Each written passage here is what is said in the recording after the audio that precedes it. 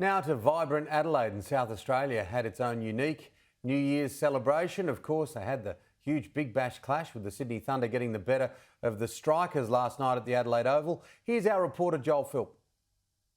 In Adelaide, New Year's Eve celebrations began with artists bouncing down empty streets. It was unusually quiet. It's actually really relaxing. It's good to come here and chill out and have a bit of food, and I think it sounds like a really good family event. People are confused with what's happening and what the rules are, and mask, no mask, and social distancing rules and things like that. And if someone here has COVID, what happens there? But soon the party fired up at the sold-out Light Up Festival, with fire dancers spinning flames through the warm air. I have just done a 20-minute fire show for Light Up Gluttony. If you thought it was hot here, try being in a 20-minute show. Whew, it's spicy. 5,000 people roamed through a socially distanced 30,000 square metre area of parklands, full of family entertainment.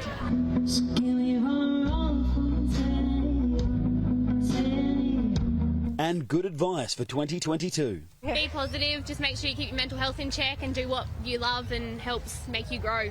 Many of the New Year's Eve performers had barely found work over the past year and were happy with Light Up's outdoor format. It's a good template to springboard into the new year, and hopefully we can run some more COVID-safe outdoor events into the future.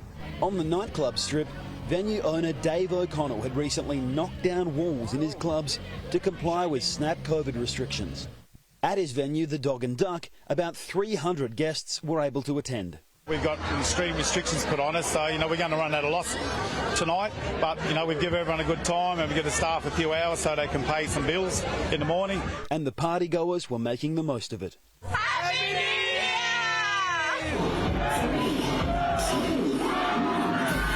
When the very last moments of 2021 arrived, partygoers found it difficult to comply with rules to sit down inside venues.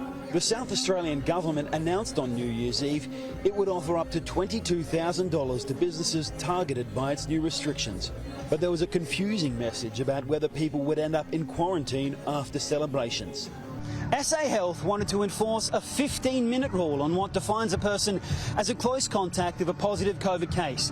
But in another backflip, the Premier announced his state government wouldn't be able to police it, and that South Australia would be sticking with the 4-hour national standard. The advice became determine for yourself if you've been in a situation where you could have caught the virus. They'll need to make their own assessment. After a year of global change that affected people's lives deeply, people had practical hopes for the year ahead. I'd really like to get back in the classroom, back working with real things, and honestly I'd like to graduate feeling like an actual uni student, not someone that's been passed because of weird coronavirus measures. COVID situation be easy a little bit so I can go home and visit my family. Another milestone was reached when the clock struck midnight. From New Year's Day onwards, no quarantine is required for vaccinated international travellers arriving in SA. Joel Philp, Sky News, Adelaide.